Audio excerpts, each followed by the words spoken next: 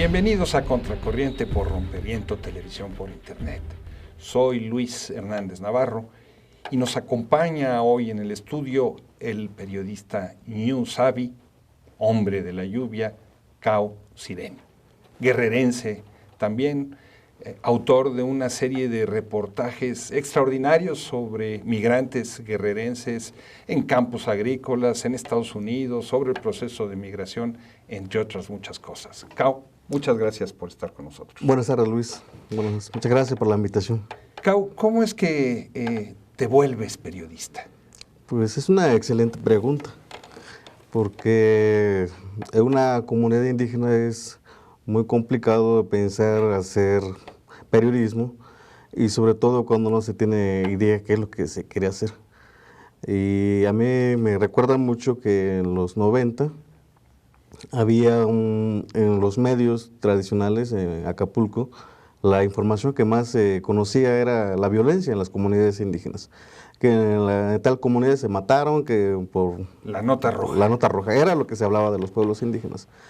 Pero había también que buscar la forma de que cómo cambiar esa narrativa de que los pueblos indígenas son los violentos, son los salvajes, pero no era posible esperar que alguien de afuera viniera y contara esa historia. Sobre todo porque un periodista, reportero citadino, pues no habla la lengua que habla la comunidad, no conoce la estructura comunitaria, no conoce la asamblea, desconoce mucho lo que es la cultura indígena. Tú hablas mixteco, como le decimos, sí.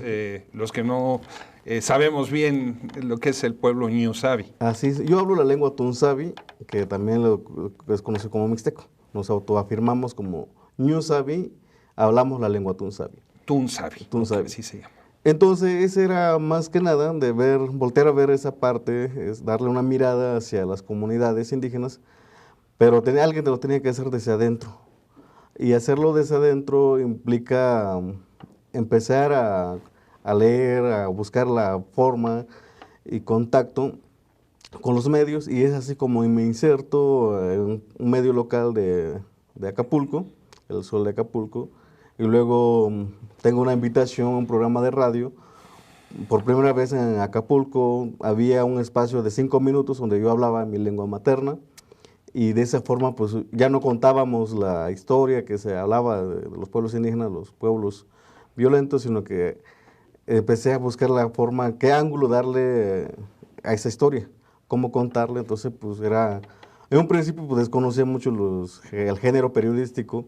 Entonces empecé por escribir, hacer pequeños perfiles de actores comunitarios, pintores, artesanos, médicos tradicionales y profesores de la comunidad que salieron de la comunidad, se formaron y fueron ellos el ejemplo de muchas comunidades.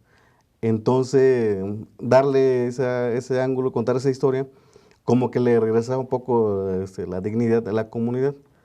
Pero después de ahí, pues empecé a ver que había otra forma, otra cosa que contar, que no era solo contar lo que pasa con los actores, sino que también qué sucedía con las políticas públicas que el Estado diseñaba para las comunidades indígenas.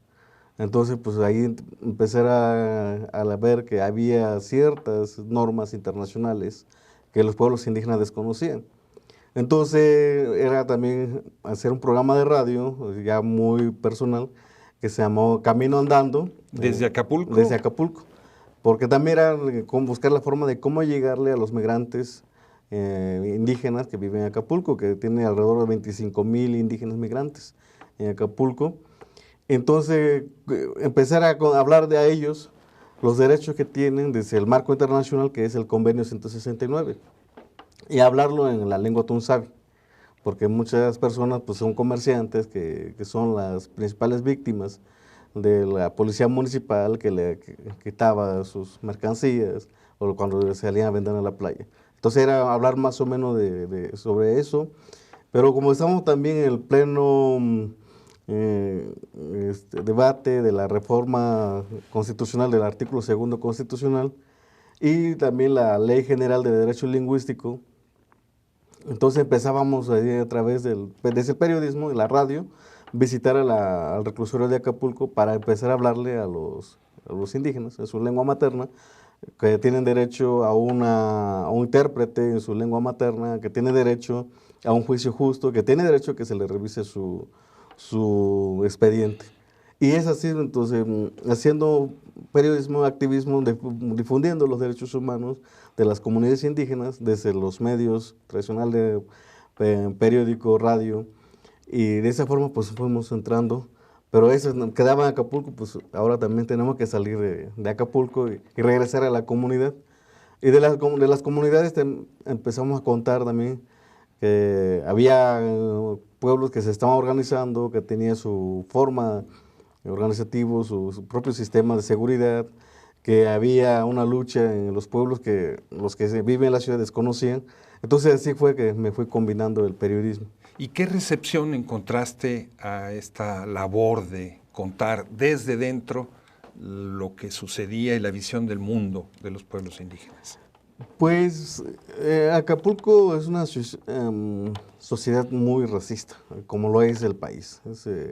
Es muy difícil hacer creer, ver a los de la ciudad de que hay unas comunidades distintas a ellos y que hablarle de que hay derechos, lo primero que decía, pues es cómo es posible que los pueblos indígenas reclamen derechos especiales cuando todos somos mexicanos.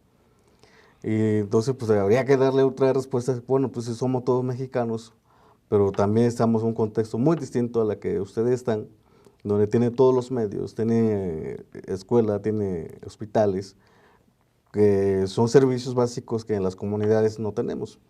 Entonces es así que tener que explicar eso a los ciudadanos de Acapulco era muy complicado, y justo en ese tiempo también estaba estudiando la preparatoria en Acapulco.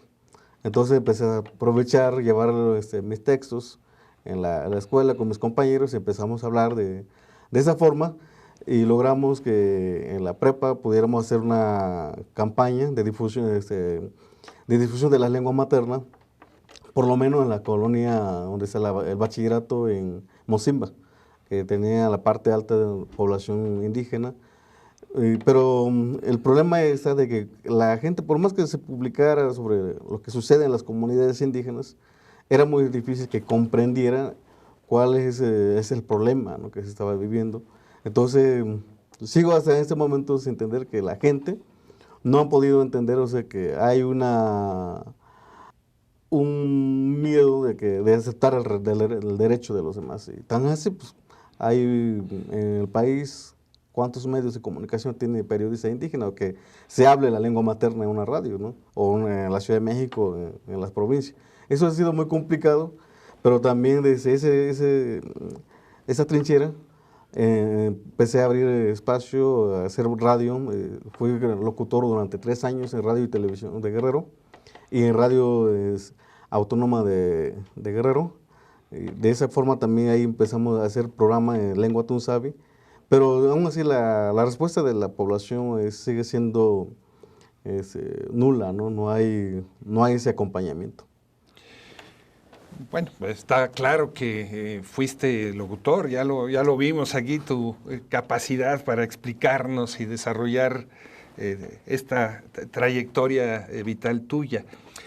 Tú naciste en una comunidad que es origen de la policía comunitaria en Guerrero. ¿Cómo es eso?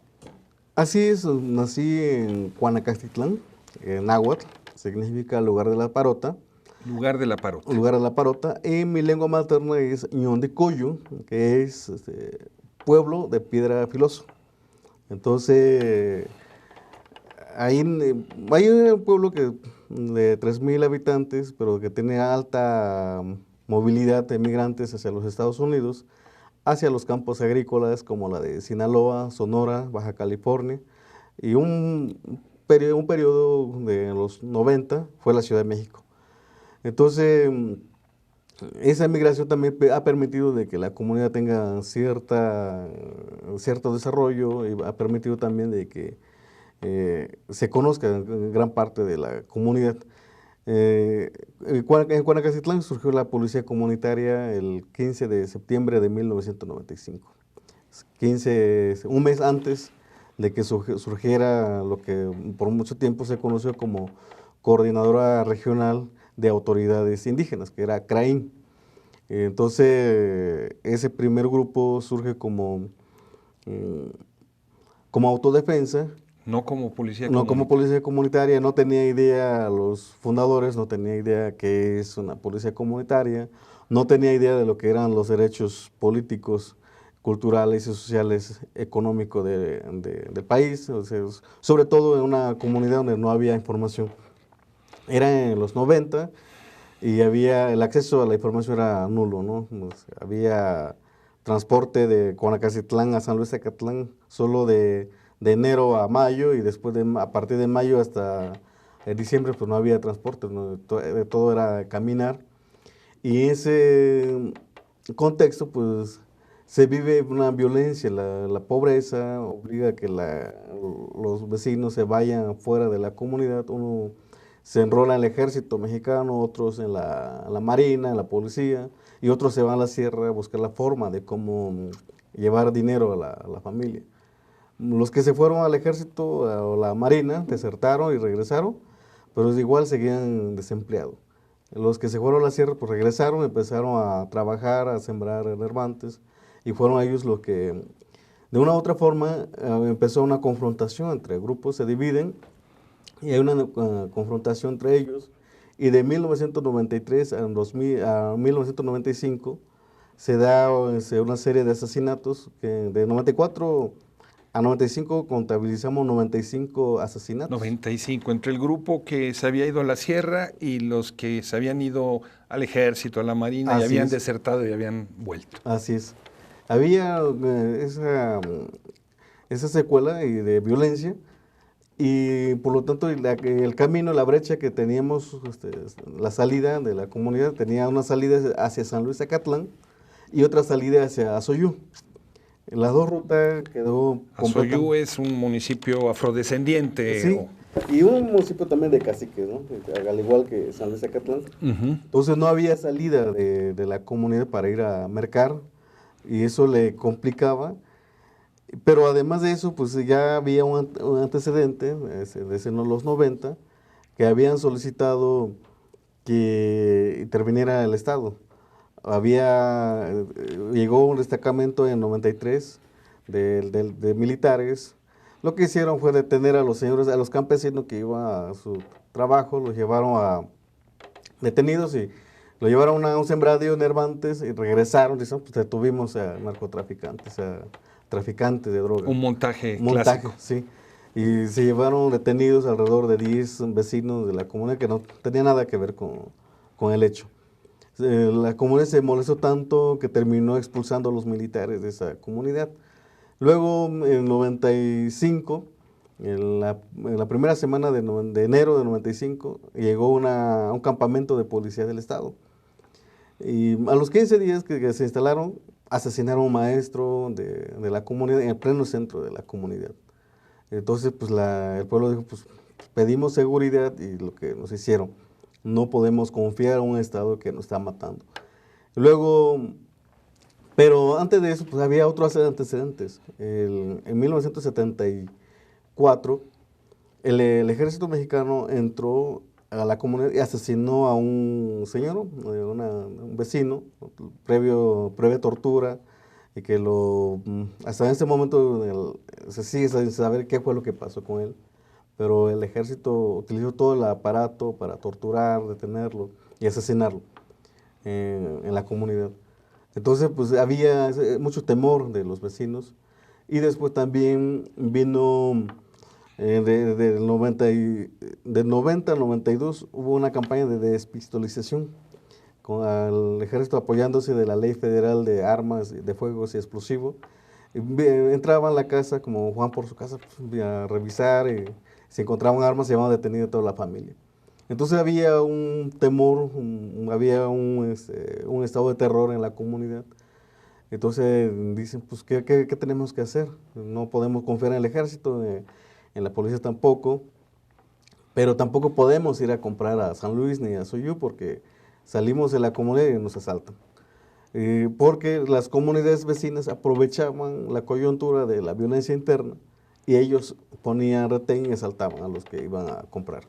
Entonces se organizaron y hubo una asamblea el 15 de septiembre, lejos de celebrar la fiesta mexicana, pues había una preocupación porque también de enero de 95 a septiembre de ese año ya había ocurrido alrededor de 10 muertes por casos naturales que no podían ir al hospital porque les robaban, ¿no?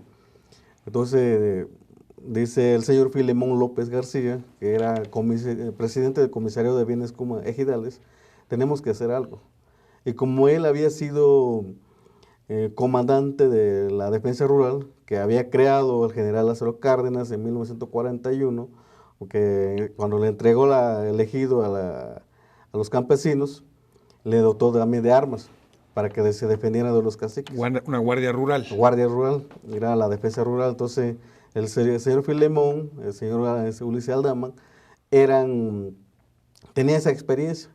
Entonces dijeron, pues si aquí ya tuvimos una guardia, tuvimos una seguridad de nosotros mismos, entonces alguien de la comunidad lo tiene que hacer.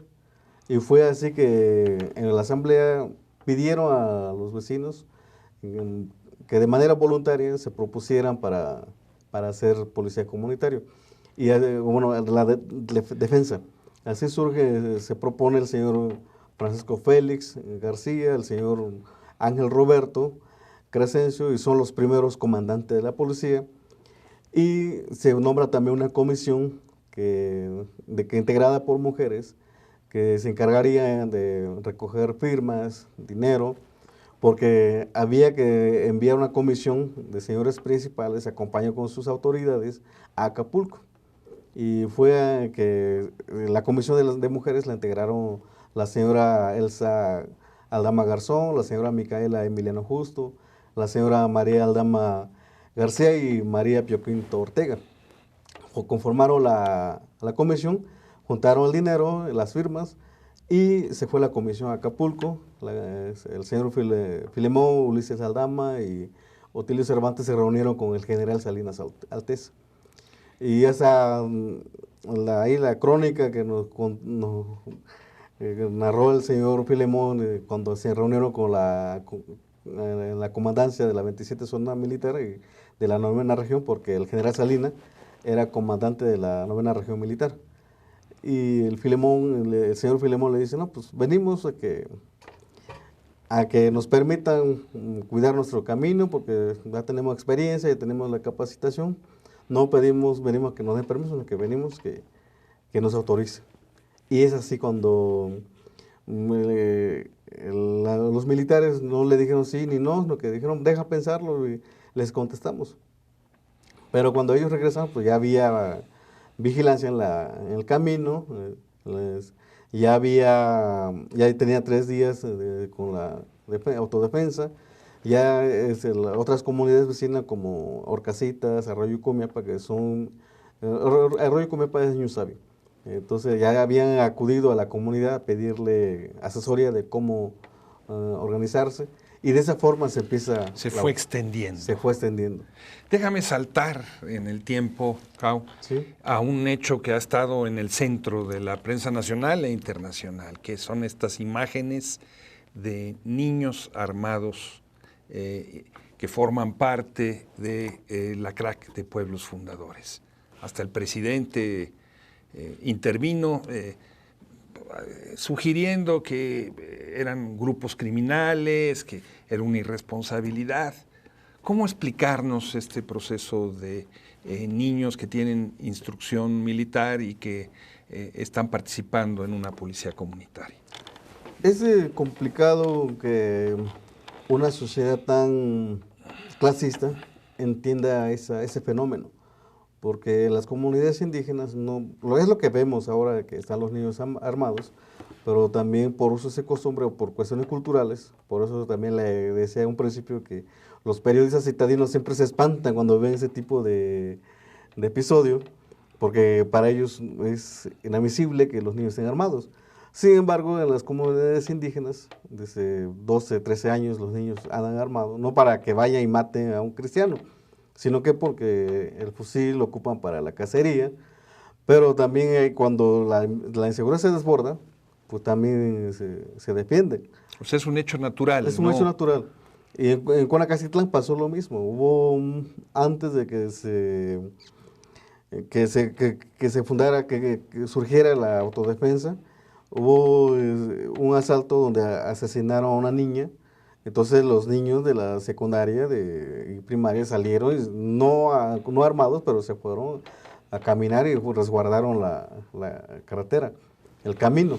Entonces, ante la ausencia del Estado, es lo que ha pasado en Guerrero. En Guerrero se habla de derecho cuando ya se violaron los derechos. No hay una política de prevención de O sea, violación de el los derechos. Estado de Derecho es una quimera. Sí. El Estado de Derecho en México es muy efímera, ¿no? Y no se sabe en qué momento se aplica. Y en el caso entonces de los pueblos fundadores, este proceso de armamento de los niños está relacionado con un problema ¿con quién? ¿Con otras comunidades? ¿Con grupos delincuenciales? ¿Cómo se podría explicar? Pues se puede explicar porque si hablamos de que una comunidad que le han asesinado a casi todos sus hombres, pues los que le quedan son los niños. Entonces, ese es otro conflicto que hay que entender. Y también es la confrontación es, muy constante entre grupos delincuenciales en contra de estas comunidades. Entonces, también ha orillado a que la misma familia opten porque los niños hagan ese tipo de servicio. ¿Y matan a los hombres para qué? ¿Para quedarse con sus tierras? ¿Para tener el control del camino? ¿Para controlar el territorio? ¿Por venganzas personales? ¿Cuál sería tu explicación de esos crímenes? En Guerrero, pues, a la lucha tiene que ver con el territorio, y tiene que ver con los minerales, lo que hay abajo de la tierra, y también lo que de los sembradíos, también de la pobreza. Entonces, muchos de los casos, esa política que se diseñó desde Felipe Calderón, la política de desplazamiento en el país, y Guerrero es uno de los estados que tiene mayor número de desplazados. Y apenas estábamos platicando que en Nogales hay niños, alrededor de 500 niños esperando corte en Estados Unidos porque son desplazados. En Nogales, Sonora. En Nogales, Sonora. En Tijuana hay alrededor de 17 albergues que todos están da cobijo a migrantes guerrerenses de tierra de Chilapa, de la montaña, Costa Chica, Tierra Caliente y Costa Grande, todo Guerrero. Y ante ese desplazamiento forzado, el gobierno del estado ha hecho mutis, no ha habido una respuesta, pero también es una política muy bien diseñada porque resulta que en esa zona hay minerales y lo que se está peleando. Y no hay que olvidar que con las concesiones que Felipe Calderón entregó en su administración, solo hay 2 comunidades que se ampararon y que está el proceso de amparo. Y ante ese juicio, en los tribunales, no se han hecho trabajo de exploración de las mineras, pero hasta donde sabemos que está concesionado el territorio del municipio de Cochopal Grande, de Metlatono, de San Luis Acatlán, de Chilapa también se sabe que hay concesiones, pero hasta ese momento pues nadie se está hablando de las concesiones mineras que hay y tampoco se está diciendo de que hay grupos criminales, civiles armados, que están siendo utilizados por el Estado mexicano para desplazar a los pobladores. Entonces, en el caso específico de la CRAC de Pueblos Fundadores, es injusto señalar que se trata de un grupo criminal o delincuencial. Es que en el país es muy fácil que el Estado se victimice. Lejos de garantizar seguridad a los pobladores, es primero victimizar que es víctima del gobierno anterior y que no puede hacer más. Pero después de la victimización viene la acusación, ¿no? Es que los agresores son ellos y empieza por estigmatizar. Y si bien en este país siempre se ha estigmatizado a los grupos sociales que se han organizado. Por ejemplo, cuando la CRAT, después era policía comunitaria, antes de que se dividiera con el liceo, se decía, ¿no? Pues que... 2014, más o menos, ¿no? Que la CRAT era semillero de la guerrilla. Y había militares infiltrados recabando información para saber quiénes eran los líderes de la CRAC, pero porque era un temor de que esos pueblos estuvieran organizados y que su sistema de seguridad estuviera mucho mejor que la del sistema de derecho vigente, ¿no? Entonces era mucho más sencillo culpar que hacerse responsable. Cao, ya para terminar, porque ya el tiempo se nos vino encima, quien quiera leer tus reportajes, tus crónicas, tus entrevistas, ¿dónde los puede localizar? Está en Semanario Trinchera. El Semanario Trinchera es un espacio que Ulises Domínguez Mariano dirige en Guerrero. Es un espacio donde hay todo tipo de expresiones y ahí se puede encontrar textos de interés y sobre todo lo que está pasando en Guerrero, ¿no? Si los reporteros citadinos quieren saber qué pasa en Guerrero, pues les recomiendo que lean Trinchera. Está en internet www.politicaytrinchera.com. ¿Lo puedes repetir? Sí. www.trincheraypolitica.com.